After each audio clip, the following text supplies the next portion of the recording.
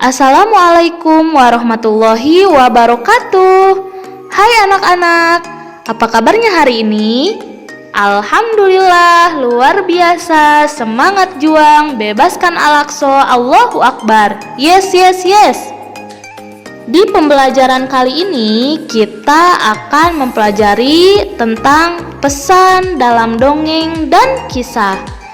Tujuan pembelajaran kali ini yaitu yang pertama, siswa mampu menguraikan pesan dalam dongeng dan kisah, baik dalam bentuk lisan maupun tulisan, dengan tujuan untuk kesenangan.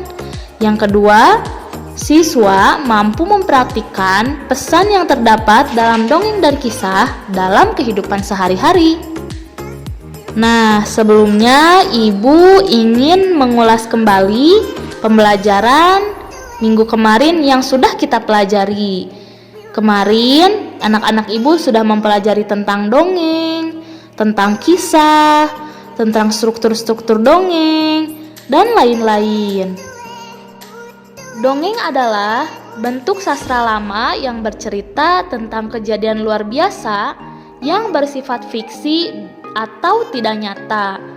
Dongeng juga penuh hayalan dan imajinasi serta tidak benar-benar terjadi.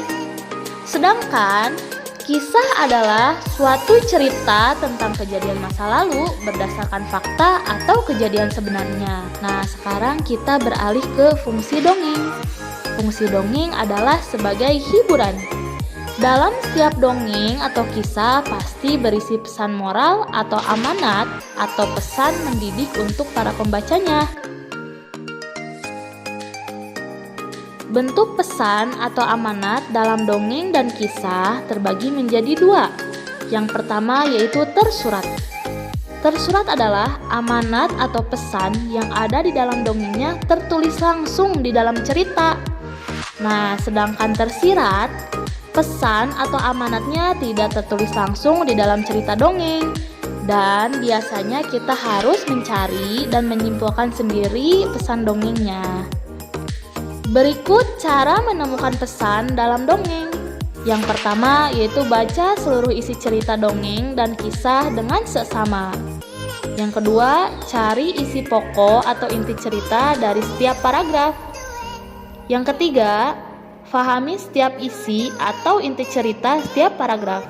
Yang keempat, simpulkan isi cerita menjadi sebuah amanat atau pesan moral sebuah cerita dongeng dan kisah.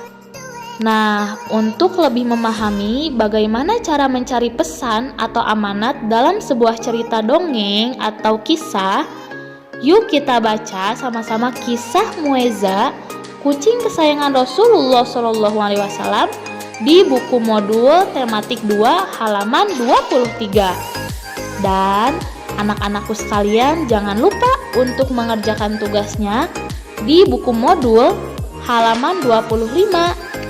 Sekian untuk pembelajaran kali ini. Terima kasih untuk Ananda Solihah yang sudah menyimak pembelajarannya.